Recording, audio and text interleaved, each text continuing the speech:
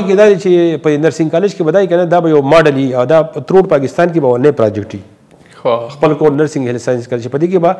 60% زموږ یتیمان جنکه لکانی صحیح ده او 40% به د بهر راځي او پیس ورکي هغه به ترخګانی پوره کی لکه موږ زیات کار په سسټینبل باندې کوو چې ځکه د ادارې په خپل لاس ولاړی کو سبا موږ نه یو چې د ادارې رکاویږي نو نو پای کې د ټول چې انټرسټډ خبره ده کنه هغه دا چې د سلور کال بعد د جنکه لکانی یو ځای پاتې شي انډرستانډینګ براشي صحیح ده د کم خصوصا زموږ د کم یتیمان جنکه لکان دي نو د کامیاب ژوند د کامیاب فیملی لپاره بیا به د مینس کې رښتیا وکړو او زه اوس تېر شوي کال کې یو کې ته تللی نو هلته ما سره غټ غټ هسپتالونو لوس کړی دی چې انشاءالله دا هلکان او جنکۍ به بیا جاب له لیږو یو کې ته نو نرسنګ کالج به انشاءالله نیکسټ 2 ایئرس کې جوړ شي اوس ما ته غټ مسله چې د هغه نرسنګ کالج چې دی د هغې دغه دی د فرنیچر د اکوپمنټس دي 2-3 کروڑ روپۍ په هغې راځي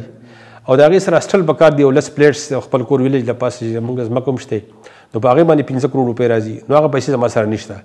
نو زه کوشش کوم چې یاره په نیکسټ 1 ایئر کې د هغې لپاره سټرګل وکړم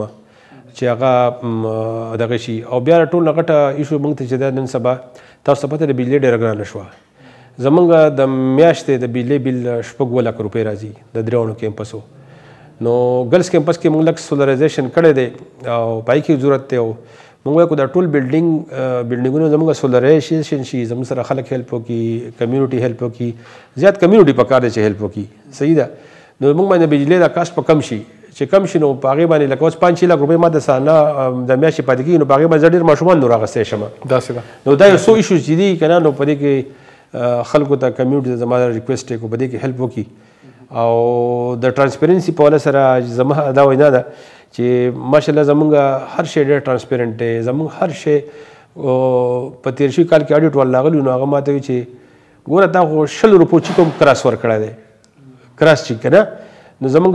ښه انټرنل اډیټ سیسټم دی ایکسټرنل اډیټ سیسټم دی او ډېر منظم پروګرام دی نو خلکو ته یم چې اعتماد به انشاءالله لکه ستاسو اعتماد ته به زه ټیسټ نه رسوم